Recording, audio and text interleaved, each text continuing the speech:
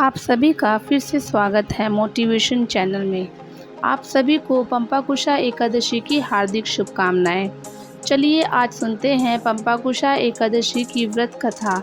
एक समय की बात है, धर्मराज युधिष्ठिर ने भगवान श्री कृष्ण से कहा कि अश्विन मास की शुक्ल पक्ष की एकादशी का क्या नाम है, कृपया करके विस्तार पूर्वक बताइए।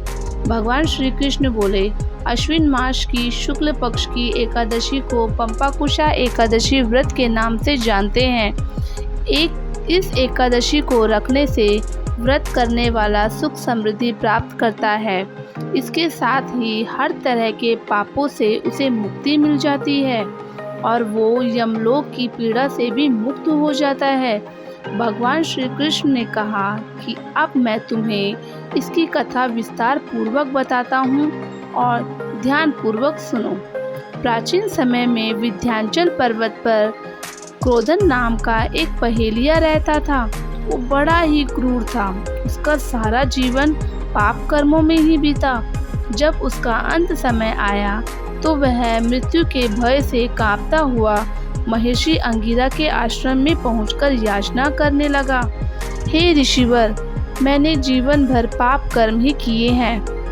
कृपया करके मुझे कोई ऐसा उपाय बताएं जिससे मेरे सारे पाप मिट जाएं और मुझे मोक्ष की प्राप्ति हो जाए। उसके निवेदन पर महर्षि अंगिरा ने उसे पंपाकुशा एकादशी व्रत करने को कहा। महर्षि अंगिरा के कहे अनुसार उस पहेलिया ने पूर्ण श्रद्धा के साथ इस व्रत को किया और उसके किए गए सारे पापों से उसे मुक्ति मिल गई और उसे विष्णु लोक की प्राप्ति हुई।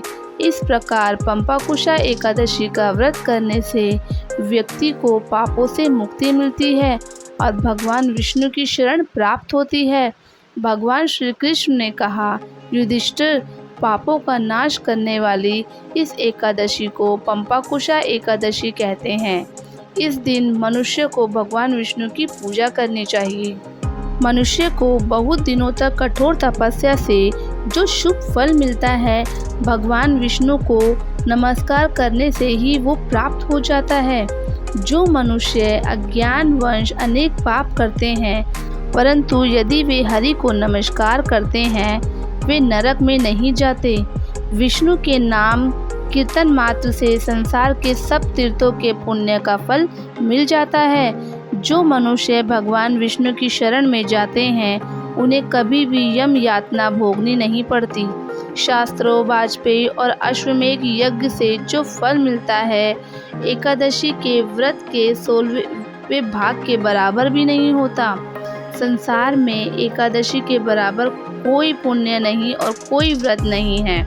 जब तक मनुष्य एकादशी का व्रत नहीं करते, तब तक उनकी देह में पाप वास करता है।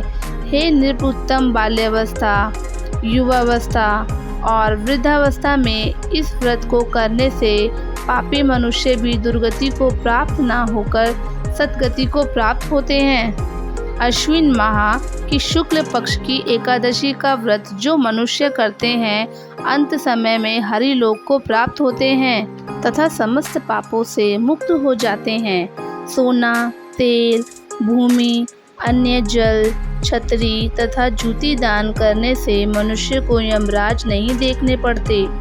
जो मनुष्य किसी प्रकार के पुण्य कर्म किए बिना जीवन के दिन व्यतीत करता है, वह लोहार की भट्टी की तरह सांस लेता हुआ निर्जीव के समान ही है।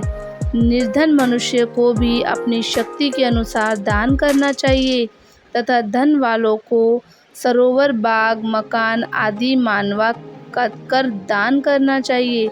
ऐसे मनुष्य को यम के द्वार नहीं देखने पड़ते तथा संसार में दीर्घायु होकर धनाढ्य और समृद्धि और रोग रहित रहते हैं। तो ये थी पंपाकुशा एकादशी व्रत की कथा।